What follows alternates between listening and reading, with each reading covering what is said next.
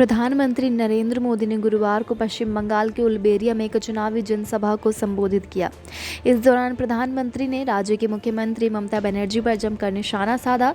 जनसभा को संबोधित करते हुए पीएम मोदी ने कहा कि दीदी दीवार पर लिखा है, पढ़ लीजिए, आंखें खोल कर पढ़ लीजिए, कान खोल कर सुन लीजिए। बंगाल की जनता इस चुनाव में आपको सजा देख कर रहने वाली है। पहले चरण के मतदान के बाद तो दीदी को भी इस तरह का अंदाज़ा लग चुका होगा। पीएम मोदी ने आगे कहा कि अभी कुछ देर पहले ही नंदीग्राम में जो हुआ, हम सब ने वो देखा। ये दिखाता है कि दीदी अपनी हार मान चुकी है। ये दिखाता है कि बंगाल में बीजेपी की सरकार बनने जा रही है। दीदी अभी भी आखिरी चरण के चुनाव के नामांकन बाकी है। ज़रा बताइए कि अफवाह में कितनी सच्चाई है और लोगों में कानाफूसी चल रही है कि आप अचानक किसी एक सीट पर आखिर में फॉर्म भरने जा रही हो। क्या यह सच्चाई है?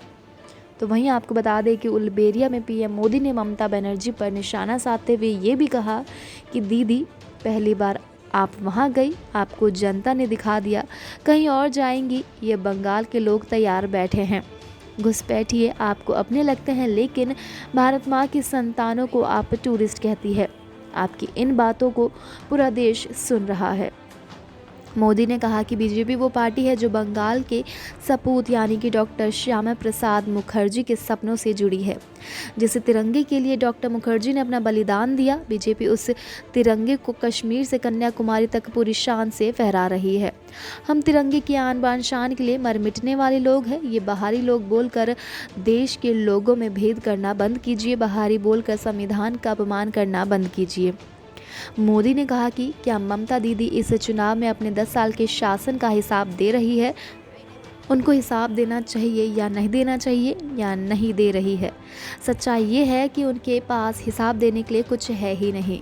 दीदी, उलबेरिया के हावड़ा के ये लोग आपसे जानना चाहते हैं कि अफन राहत के पैसे कहाँ गए।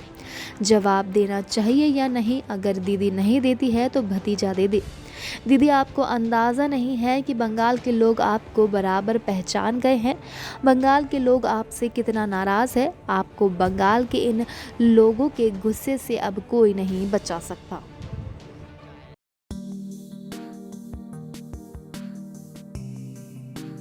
Subscribe to our YouTube channel and press the bell icon to get the latest updates.